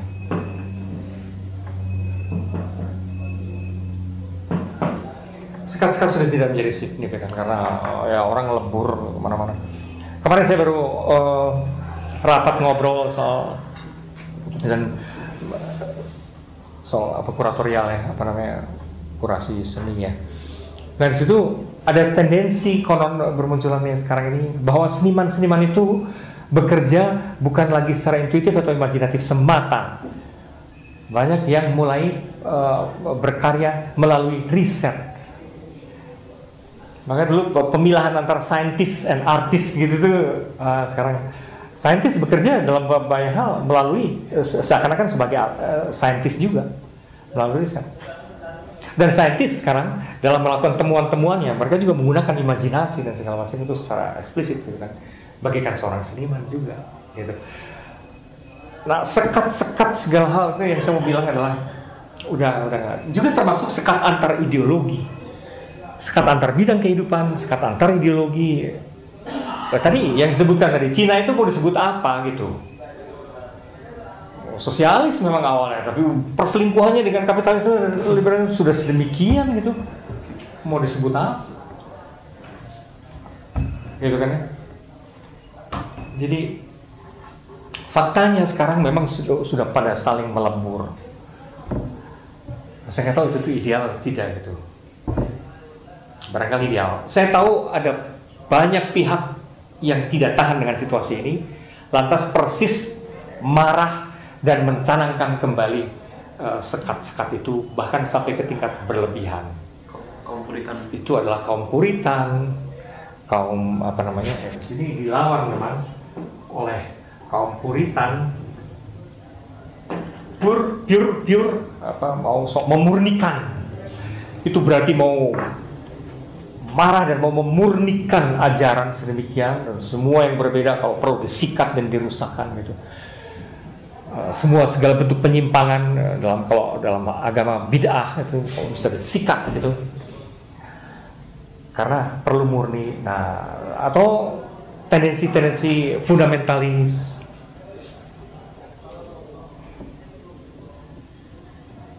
Sehingga muncul apa ya, ini perang yang sah, perang yang adil. Iya. Gara-gara itu. Tendensi konservatif, back to basic, back to the foundation, to what is fundamental, dan segala macam sesuatu. Itu reaksi yang bingung dan takut dan cemas atas gelagat ini gitu loh. Ini cenderung tidak paham, dalam arti tidak tahan, tidak tahu harus melakukan apa. Akhirnya kayaknya zaman dulu itu lebih bagus gitu kan, ya, itulah gitu. Lebih pasti lebih apa. Nah, ini gila loh gitu. Apa namanya? Semua dicampur-campur. Gimana nih? Mari kita murnikan kembali ya, Puritan gitu kan. Tapi siapa yang sesungguhnya tahu yang murni dan apa itu murni kan, itu juga wah. Coba ingat, hampir semua sempalan, terutama kalau dalam kasus agama-agama, hampir semua sempalan itu awalnya mau memurnikan loh itu, gitu kan? Segala bentuk sempalan tadi mau memurnikan loh. Jadi bodor sih sebenarnya, gimana ya? Semua sempalan juga pretensinya adalah gue yang lebih murni gitu. Nah, sekarang tanya aja, yang murni teh gimana? Wah semua juga gue yang murni gitu. Ya, ya betul. Kecap semua nomor 1. Itu kan susahnya gitu. Itu dilema. Aplikatifnya gitu Pak untuk pemilu 2014 gitu Pak ya. Politik nih. Enggak, maksudnya kan banyak ya hidup partai-partai begitu banyaknya, dan nanti dikembalikan ke kita lagi. Kita sebagai warga teh mau bagaimana untuk lebih apa ya? Ya memang kadang-kadang nanya diri kita juga, kamu mau apa gitu ya, tetapi lebih lagi kepada tanggung jawab tadi. Kita di sini sebagai apa ya? Apa yang harus kita lihat dari semua ide-ide tadi gitu loh. Di samping memang ya siapa membela siapa, siapa mau jadi siapa gitu. Dalam situasi seperti ini memang tendensinya menjadi pragmatis ya. Maka pragmatisme ini selalu ujung dari kekacauan gitu. Kekacauan, kekisruhan, percampuran itu selalu biasanya berujung pada pragmatisme. Situasi percampuran ini kan juga jelas dalam dunia politik kita sekarang. Dalam arti sulit sekali kita membayangkan orang bersetia pada partai tertentu gitu loh. Itu kan ya gimana ya? Dari sisi itu sudah tidak terlalu seperti ada suasana buat tidak terlalu penting afiliasi terhadap partai tertentu, apalagi di kalangan kaum bawah ya. Wah itu mah mereka dapat apa itu yang penting gitu kan ya. Jadi kalau dari partai A dapat kaos, dapat dari partai B dapat beras, ya sementara waktu dia dapat kaos dia partai A, dan kalau dapat beras dari partai B ya gue partai B, itu tidak penting. Tapi juga di kalangan aktivis-aktivis yang atasnya juga ada tendensi kayak gitu. Kalau partai A ini tidak terlalu menguntungkan karir politik gue, ya udahlah, cincailah, kita menego dengan partai B. Dan kesetiaan, apa sih kesetiaan, semua orang juga gitu kan. Jadi akhirnya, maka jangan heran, dulu kita mengenali orang tertentu tokoh partai A, loh kok sekarang jadi tokoh partai B, itu gimana ceritanya? Tiba-tiba di ujung-ujungnya nongol dia sebagai aktivis partai C gitu. Wah ini, nah gitu kan. Itu juga gitu. Dan oposisi 60% Pak ya? Ya gitu. Masih tak percaya. Di dunia kerja sama. Di dunia kerja juga sama. Loyalitas terhadap perusahaan tertentu itu, wah itu tergantung menguntungkan gue apa kagak gitu. Jadi orang dengan mudah juga sih lompat-lompat. Para eksekutif itu kan lompat-lompat dari tergantung lu mau bayar berapa gitu kan ya. Nah kalau ternyata di situ tawarannya lebih tinggi, ya kenapa repot toh? Lompat aja ke situ. Nanti ada yang nawarin lebih tinggi lagi, ya lompat aja. Pragmatis sekali gitu. Suasananya itu jadinya memang pragmatis sekali dalam atmosfer kekacauan itu. Seringkali memang situasinya pragmatis. Sikap yang dianggap paling logis itu pragmatis. Nah, tapi ini sebuah persoalan juga, apa betul gitu kan ya, apa itu korek gitu, apa itu nggak terlalu gampangan gitu.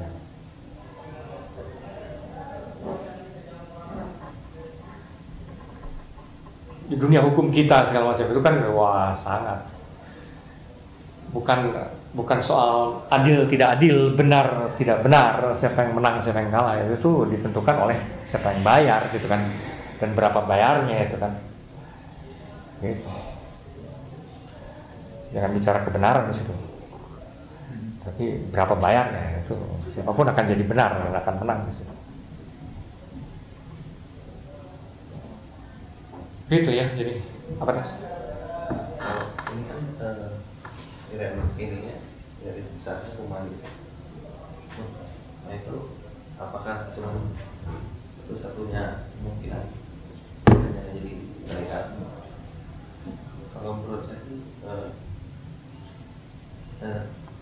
jadi kita itu manusia, makanya mikirnya antropocentris. Kalau bukan manusia, salah hewan. Animal centris. Humanis. Ya, memang itu masalahnya. Jadi boleh sih kita mengkritik-kritik humanisme segala macam, tapi pada titik tertentu, adakah kemungkinan lain untuk itu? Karena bagaimanapun kita itu manusia. Adakah kemungkinan lain untuk berpikir yang tidak berdasarkan sudut pandang manusiawi? Itu kan tidak mungkin kesannya, ya. Karena kita manusia maka tidak mungkin tidak apapun akan bercorak antropocentris, maksudnya gitu kan ya? Ya. Mau tidak mau kita tidak bisa lepas dari kerangka kemanusiaan kita untuk memikirkan apapun, memikirkan alam semesta, memikirkan dunia, memikirkan diri sendiri. Ya selalu antropocentris itu mah truisme ibaratnya ya. Tahu nggak truisme? Truisme kebenaran yang tidak usah dipersoalkan lagi gitu kan. Truisme itu kesannya kan kayak truism dalam arti udah jelas ini mah bukan apa-apa, kita nggak akan pernah bisa keluar dari kerangka humanistik, kita memang manusia gitu kan. Tidak bisa tidak antropocentrik karena tidak bisa tidak antropomorfik, segala macam dibentuk morf dari sudut manusia. Tidak bisa tidak gitu karena kita memang manusia. Nah ada sih orang yang berpikir begitu bahwa ini mah truisme, ini mah nggak bisa didebat. Truisme itu artinya fakta kayak gitu, so what, nggak bisa didebat tuh mah. Gitu. Komentar kalian gimana?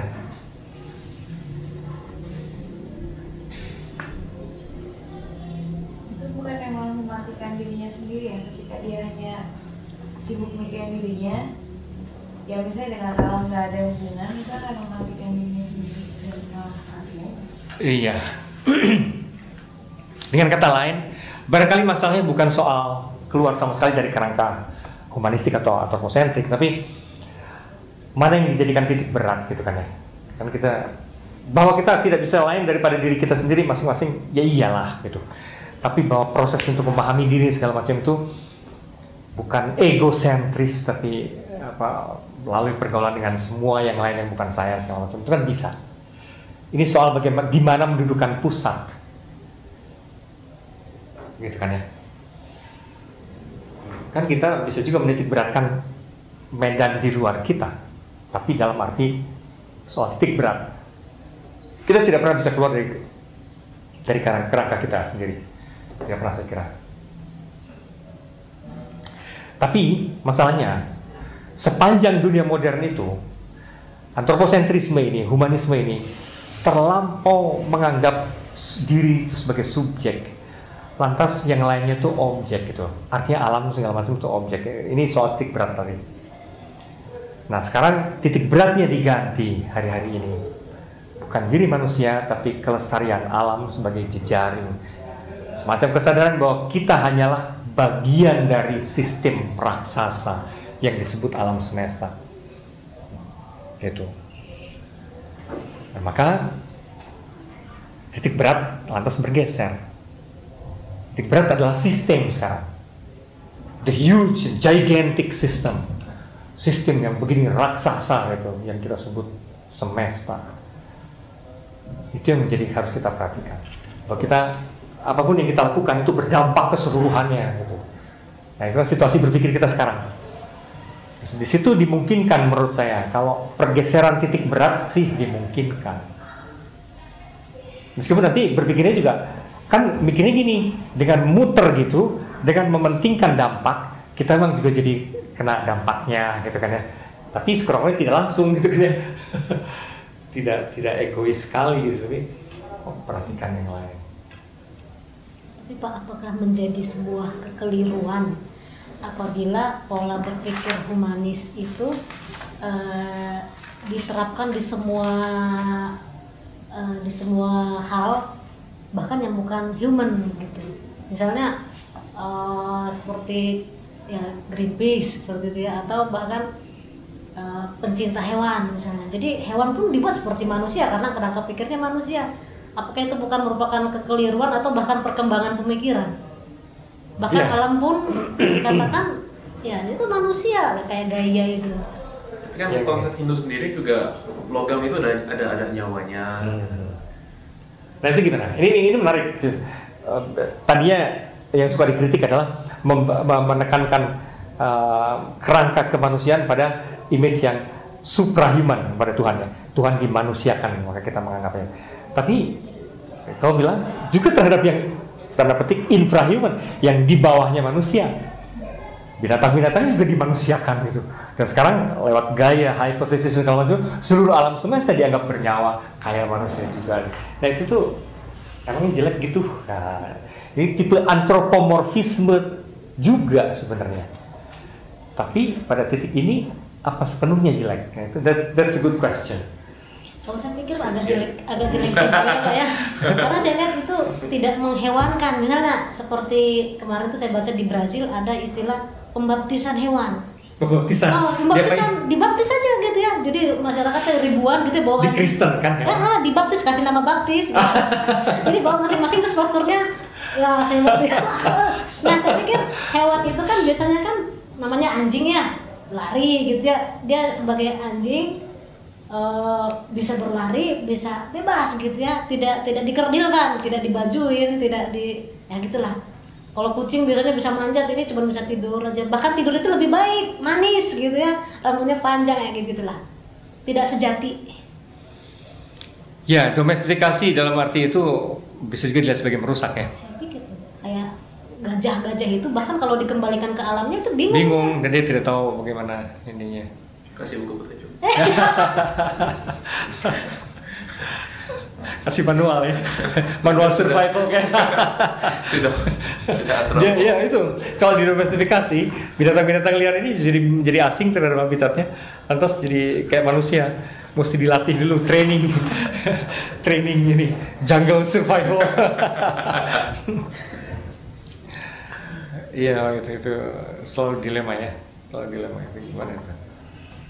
Ada komentar lain selain pertanyaan ini menarik menurut saya. Kalau menurut saya sih Pak, itu perkembangbiakan yang salah itu pemikirannya terlalu mendefine untuk hal itu tuh binatang harus dimanusiakan juga itu emang salah satu perkembangbiakan pemikiran manusia, tapi yang secara bebas, tapi bebasnya itu secara kebablasan menganggap semuanya itu harus dimanusiakan. Bahkan benda kan kadang dimanusiakan untuk disembah-sembah seperti itu kan juga salah satu mendefine benda itu juga manusia. Iya. Bagaimana kita mengukur bahwa itu baik atau buruk sih sebenarnya? Dari apanya ya? Konteksnya dipindahkan kali Pak, bukan manusia lagi ke. Dari apa yang terkorbankan kali? Kalau kita pakai cara berpikir yang tadi. Nanti babi-babi jadi muslim. Bukan gini.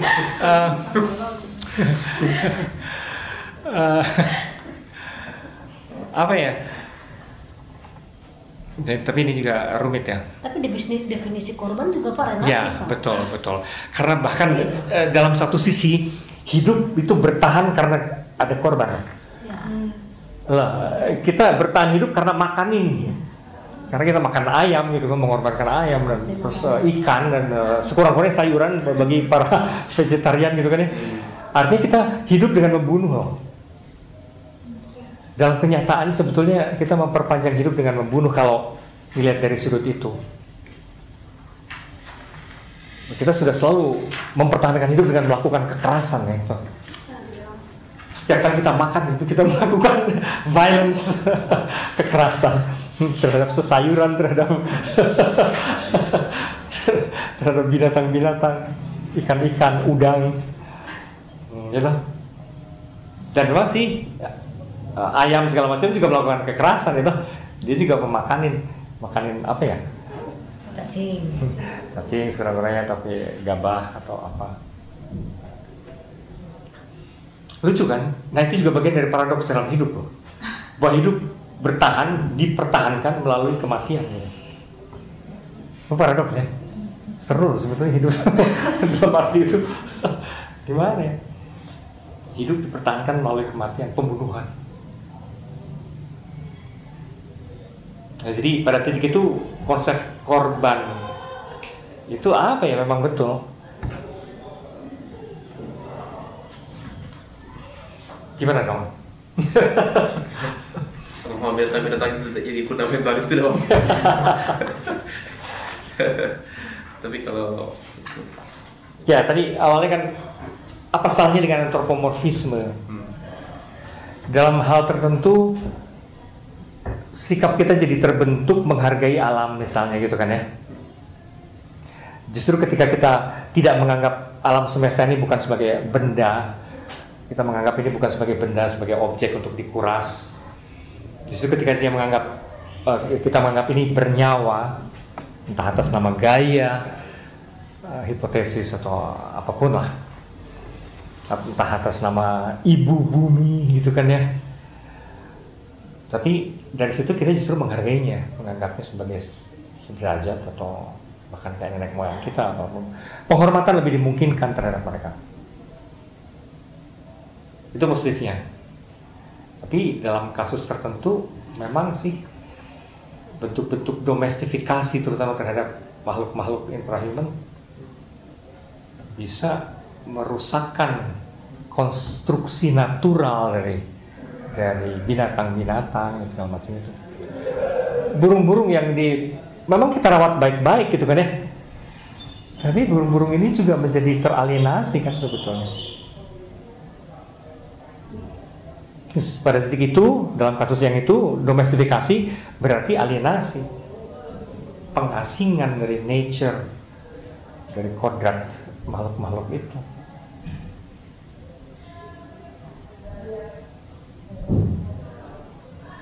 Memaksakan mereka masuk dalam kultur gitu kan ya, tapi kultur manusia gitu. Padahal mereka barangkali juga punya sejenis kultur tertentu. Gimana nih? Berarti itu maksudnya bisa memperlihatkan bahwa ya manusia tetap yang paling diunggulkan gitu. Walaupun ingin memperlihatkan sejajaran, tapi secara nggak langsung dia gue yang paling hebat gitu. Oh gue mikirin mau dan segala macam. Tetap manusia aja pada dunia. Iya, dalam arti ujung-ujungnya untuk kitanya gitu kan. Dalam arti itu, maka kita kembali lagi tadi. Mungkin berarti tidak mungkin kita keluar dari kerangka antropomorfik sebenarnya. Tapi kalau dari kerangka antroposentris, sebenarnya barangkali kalau dalam arti titik berat yang bergeser, tadi menurut saya itu rada bisa. Meskipun ujung-ujungnya memang untuk kemaslahatan kita juga, kita kena dampak juga gitu. Kalau seluruh alam semesta berjalan harmonis kembali interaksinya gitu, maka kita juga kena dampak. Tapi kita mendudukan diri bukan sebagai apa namanya, sasaran utama. Sasaran utama kita adalah apa namanya, harmoni semesta. Itu bisa sih menurut saya. Jadi semacam mencari win-win solution. Ya, dalam arti itu win-win. Jadi bukan membabat hutan, tapi membuatnya jadi taman wisata. Jadi orang bisa jalan-jalan di hutan gitu kan. Taman wisata dalam arti mendorong orang untuk mengagumi kembali. Iya, kayak hutan itu kan sekarang jadi ekoturism tuh. Jalan-jalan. Meskipun juga seringkali itu mesti dibuat ya. Artinya ada artifisialitas tertentu memang di situ. Manusia itu terkutuk untuk hanya bisa hidup di dalam atmosfer kultural yang dibuatnya sendiri ya. Ya itu tadi, karena manusia terbuka ya. Dia bukan apa nih? Bukan binatang, bukan benda, bukan malaikat, bukan apapun sih sebenarnya. Dia adalah apa yang dibuatnya sendiri. Saya kira itu masih korek dalam arti itu. Dalam arti manusia bagaimanapun hanya menemukan kebermaknaannya di dalam atmosfer kultural yang dibuatnya sendiri, yang diciptakannya sendiri. Kultur budaya adalah yang diciptakannya sendiri. Artinya apa? Manusia sepertinya tidak bisa hidup di alam mentahan gitu aja gitu loh. Sepertinya nggak bisa dia. Saya kira salah satu inti persoalannya itu. Manusia nggak bisa kayak binatang kayak gitu ya. Binatang tidak membuat apapun juga, paling sedikit membuat sarang gitu ya. Sarang pun lama-lama kan terpola ya. Ngelihat nenek moyangnya bikin sarang kayak gitu, burung-burung secara intuitif gitu terus. Kalau manusia itu kan apa ya, diubah lagi, segala macam diubah lagi gitu. Itu keterkutukan tapi juga peluang kemajuannya. Again, ini adalah paradoks. Manusia hanya bisa merasa manusiawi justru ketika dia tidak alami gitu. Ya toh. Tapi ketika dia tidak alami, dia mengancam alam gitu kan. Dia menjadi berbahaya. Tapi susahnya dia susah hidup dalam alam yang telanjang begitu saja.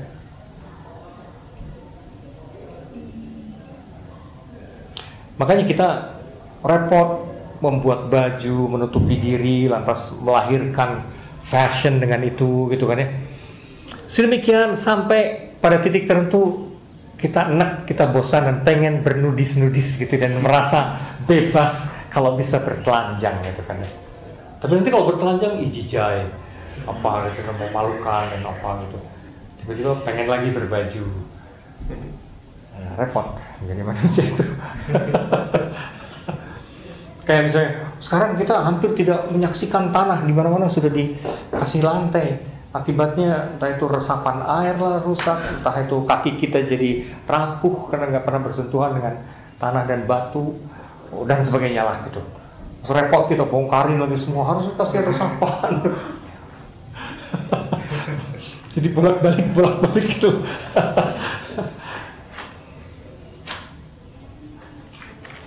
Menarik, tapi itu yang membuat hidup jadi menarik ya. Kelakuan manusia itu kan bolak-balik. Itu kita repot sekali mendomestifikasi binatang-binatang, itu menjadikan teman dan sahabat kita, sahabat hati kita. Tapi lama-lama sadar Ini kita merusak, mengasingkan ini, kita cari lagi, gitu kan ya, lepasin ke hutan-hutan. Ini selalu cenderungnya bolak-balik gitu ya. Antara nature, culture, nature. Oke, saya kira sekian dulu.